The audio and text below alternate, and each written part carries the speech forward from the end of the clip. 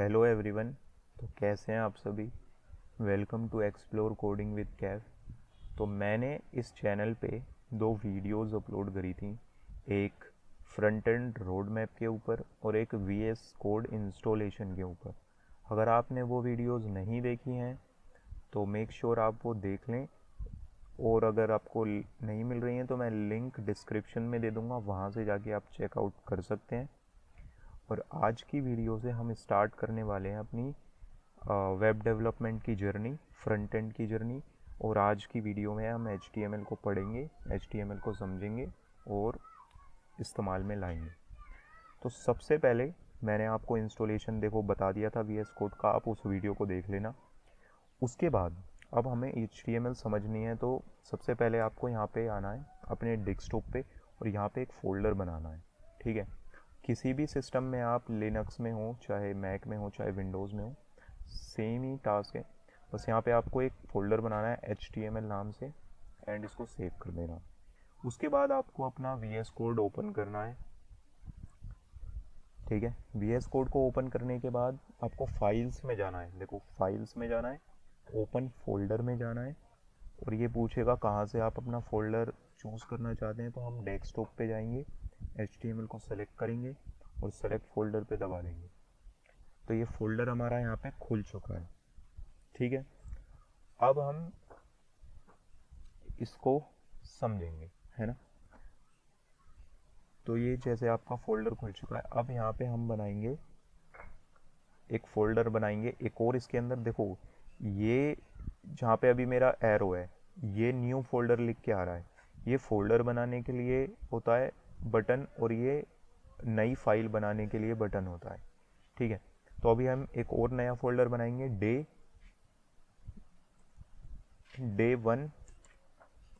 One नाम से। ठीक है, और इसके अंदर अब एक फ़ाइल बनाएंगे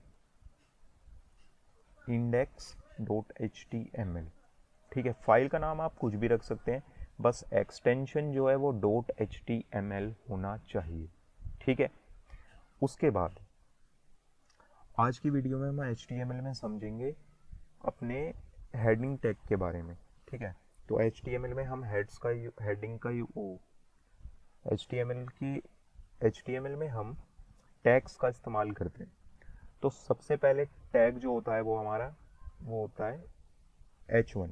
ठीक है, हम H1 को समझते हैं। तो देखो H1 टैग जो है ना, H1 टैग होता है HTML में हमारा, ये H1 टैग है। ठीक है, इस H1 टैग को हम इस्तेमाल करते हैं अपनी हेडिंग देने के लिए, वो भी मेन हेडिंग देने के लिए HTML पेज के अंदर।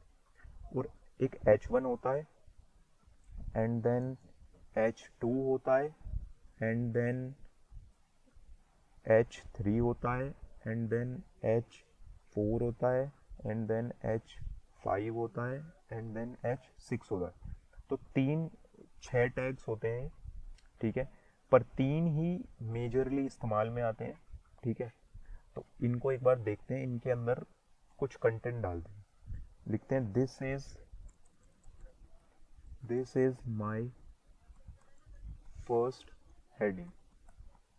ठीक है, अब यहाँ पे आ जाते हैं, लिखते हैं this is my second heading. अब सेम ही कॉपी कर देते हैं, वरना काफ़ी टाइम लग जाएगा। तो copy paste copy paste copy paste, यहाँ पे थर्ड कर देते हैं, इसको फोर्थ कर देते हैं, इसको फिफ्थ कर देते हैं, इसको सिक्स्थ कर देते हैं। तो अब क्या करना होगा, देखो मैंने आपको दो एक्सटेंशन बताई थी। इसमें एक्सटेंशन इंस्टॉल करने के लिए यहाँ पे आओ, यहाँ पे लिखो लाइव सर्वर। इस एक्सटेंशन को इंस्टॉल कर लेना, मैंने इंस्टॉल ऑलरेडी कर रखी है। और एक मैंने और बताई थी लाइव प्रीव्यू नाम से, ये देखो लाइव प्रीव्यू नाम से, तो इसे भी आप इंस्टॉल कर रहे हैं। ठीक है, अब क्या करना, फिर यहाँ पे राइट क्लिक करना और ओपन विद लाइव सर्वर दबाना बटन। तो ये आपको यहाँ पे दिखा देगा, ठीक है, ये सारा कंटेंट दिखा देगा। तो आपने देखा होगा कि मैंने यहाँ पे HTML का पूरा फॉर्मेट नहीं बनाया। तो ब्राउज़र क्या करता है, ब्राउज़र वो ऑटोमेटिकली जनरेट कर देता है आपके लिए, अगर आप पूरा फॉर्मेट नहीं बनाते हैं। पूरा फॉर्मेट HTML का हम आगे की क्लास में देखेंगे, अभी बस ये समझो टैग्स के बारे में, ठीक है।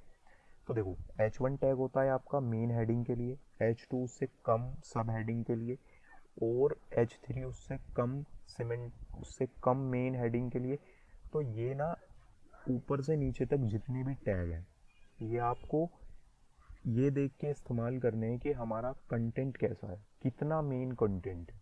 अगर आपका लीस्ट मेन कंटेंट है, इतना इम्पोर्टेंट नहीं रखता वो किसी भी यूज़र के लिए, तो उसे आप H6 में डाल सकते हैं। पर आपको एक बात बताता हूँ, अभी जो हमारे टैग्स इस्तेमाल होते हैं वो सिर्फ H1 और H2 ही होते हैं, बाकी के नीचे के टैग इस्तेमाल नहीं होते, ठीक है।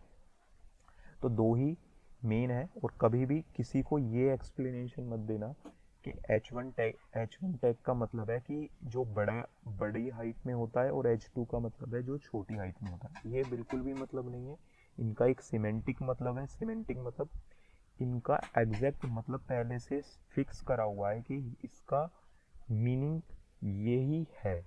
जैसे होता है ना कि कोई भी चीज़ है तो उसका पहले से प्री डिफाइंड मीनिंग है, तो ऐसे ही इनका प्री डिफाइंड मीनिंग है कि H1 आपको मेन हेडिंग के लिए ही इस्तेमाल करना है। आप इसको बॉटम में इस्तेमाल मत कर लेना, और एक से ज़्यादा बार इस्तेमाल कर नहीं करना, क्योंकि आपके SEO पर्पज़ के लिए अच्छा नहीं है।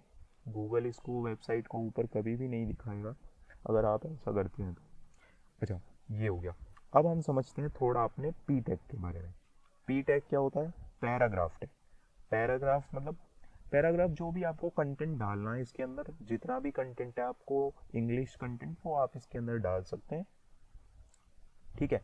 तो जैसे मैं लिख दूँ दिस माई नेम इज, लिख दूँ यहाँ पे माई नेम इज कैफ। अब आप इसको सेव करेंगे Ctrl+S से, ये सेव हो गई फाइल। और अब यहाँ पे आप जाएंगे और इसको रीलोड करेंगे, तो ये आपको माई नेम इज़ कैफ यहाँ पे दिख जाएगा, ठीक है। तो आपको जो भी कंटेंट डालना है वो आप इस पैराग्राफ टैग में डाल सकते हैं, कोई भी कंटेंट, ठीक है।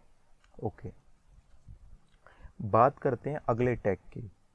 अगला टैग क्या है, HR टैग। HR टैग क्या होता है, आप इसको सेव पे दबाएं, ये सेव हो जाएगी फाइल, ठीक है। और उसके बाद आपको देखो ये टैग क्या करता है। तो इस टैग को दिखाने के लिए हम जाते हैं दोबारा यहाँ पे, इसको रीलोड करते हैं, और ये देखो यहाँ पे एक लाइन आ गई। तो ये एक लाइन को बनाने के लिए इस्तेमाल किया जाता है HR टैग। आपने देखा होगा कभी भी किसी पार्ट को डिवाइड करना है वेबसाइट के अंदर, ये वाला अलग है, ये वाला नीचे का टॉप का अलग है, बॉटम का अलग है, तो वहाँ पे इसको इस्तेमाल करा जाता है। तो उसके लिए इसका मेन यूज़ है, ठीक है। सिर्फ लाइन बनाने के लिए, हॉरिजॉन्टल लाइन बनाने के लिए HR टैग का इस्तेमाल किया जाता है। उसके बाद देखते हैं हम अपना BR टैग। अब देखते हैं BR टैग से क्या होता है। तो आपने लिखा, अब आप यहाँ आके देखेंगे पर कुछ हुआ नहीं। अच्छा, कुछ हुआ क्यों नहीं, तो देखो BR टैग जो है वो कैसे काम करता है। अगर आपका कोई कंटेंट है, जैसे मैंने लिखा माई नेम इज़, और मैं चाहता हूँ कि मेरा कैफ नाम जो है वो नेक्स्ट लाइन में आए, ठीक है। अभी मैं इसे सेव करूँगा, अभी तो ये मुझे यहाँ पे दिख जाएगा, ठीक है। पर मैं चाहता हूँ ये इज़ के नीचे आए कैफ जो, ठीक है। तो वो मैं कैसे करूँगा, तो मैं इस BR टैग को उठाऊँगा और यहाँ पे इनके बीच में रख दूँगा, और अब मैं इसको सेव कर दूँगा फाइल को। अब देखो ये कैफ जो है, ये माई नेम इज़ कैफ इसके नीचे आया है, ठीक है। ये इज़ और ये कैफ नीचे आया है। तो अगर आपको कभी भी लाइन को ब्रेक करना है, ठीक है, ध्यान से सुनना, कभी भी लाइन को ब्रेक करना है, अगर आपका कंटेंट ज़्यादा है या आपको उसको नेक्स्ट लाइन में लाना है, तो आप BR टैग का इस्तेमाल करेंगे, लाइन ब्रेक टैग, ठीक है। अच्छा, यहाँ तक समझ में आ गया। उसके बाद हम एक प्री टैग भी होता है, प्री टैग के बारे में देख लेते हैं। ठीक है, अब ये प्री टैग क्या होता है? प्री टैग का मतलब है प्री फॉर्मेटेड टेक्स्ट।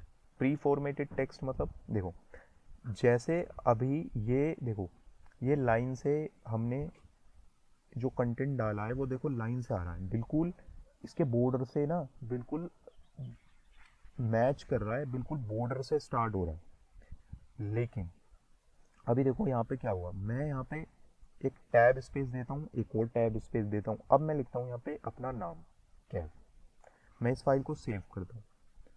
तो क्या होना चाहिए, ये कंटेंट भी यहीं से आना चाहिए था, पर ये नहीं आ रहा। देखो यहाँ पे गैप आ रहा है 4 स्पेसेस का, वाइट स्पेस का। ठीक है, ये कैफ अगर आपको दिख नहीं रहा, ये देखो मैंने हाईलाइट कर दिया, ये देखो यहाँ पे गैप आ रहा है, ये बिल्कुल यहाँ से चिपक के नहीं आ रहा है। तो इसका इस्तेमाल इसीलिए किया जाता है, अगर आपको कोई भी चीज़ है उसमें पहले से स्पेस देना है या कुछ और देना है तो आप इसका इस्तेमाल कर सकते हैं। ठीक है, ये मेजरली अगर आपको बताऊं तो इस्तेमाल किया जाता है कोई भी आपको अपनी वेबसाइट में कोड लिखना है। जैसे अगर आपने सी लैंग्वेज पढ़ी हो तो भी ठीक है, नहीं भी पढ़ी हो तो मैं आपको बता देता हूँ उसका हल्का सा वो, चलो छोड़ो, आप ऐसे ही समझ लो कि इसको इस्तेमाल किया जाता है। वो कोड लिखूंगा तो अभी आपको कन्फ्यूज़न होगी, इसलिए रहने दो। तो ये समझना, हमें जितना भी स्पेस स्टार्टिंग से चाहिए, या देखो मैं अब कैप के बाद यहाँ पे एक और स्पेस दे दूँ, यहाँ पे लिख दूँ कैप, यहाँ पे लिख दूँ होम। ठीक है, और मैं इसको सेव करके दोबारा जाऊँ। ठीक है, मैं इसको रीलोड करूँ और देखो अब ये यहाँ पे आ रहा है। मतलब ये समझो, जैसा आप कंटेंट इसके अंदर डालोगे वो कंटेंट आपको अपने पेज पे दिखाई देगा। ठीक है, बिल्कुल भी चेंजेस नहीं होंगे। ये देखो, ये सारे जो टैग्स हैं इनका कंटेंट बिल्कुल लेफ्ट साइड से आया था स्क्रीन के, और इसमें स्पेस दी है मैंने यहाँ पे, तो वहाँ पे भी स्पेस मिली है। अब देखो, मैं मान लो आप सोच रहे होगे यहाँ पे स्पेस दी, यहाँ पे तो मैंने वैसे भी स्पेस नहीं दी। तो अगर मैं यहाँ पे स्पेस दे भी दूँ, ठीक है, ये ले नहीं रहा अभी स्पेस, एक मिनट, मैंने अपना एक चीज़ ऑफ कर देता हूँ, फॉर्मेट, ये आपका ऑन नहीं होगा, मैंने ऑन कर रखा है तो आपको करने की ज़रूरत नहीं है। यहाँ पे दबाऊंगा तो ये देखो, यहाँ पे मैंने काफ़ी सारी स्पेस दे दी। ठीक है, अब मैं यहाँ पे आता हूँ और इसको रीलोड करता हूँ। ये देखो अभी भी ये यहीं से स्टार्ट हो रहा है, ये जितने भी हैं मैंने किस वाले में दी थी, H4 में।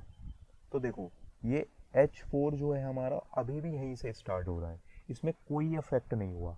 अगर यही यहाँ पे मैं प्री का इस्तेमाल करता तो ये इफेक्ट मुझे यहाँ पे शो होता। तो ये आज हमारे 5 टैग हैं।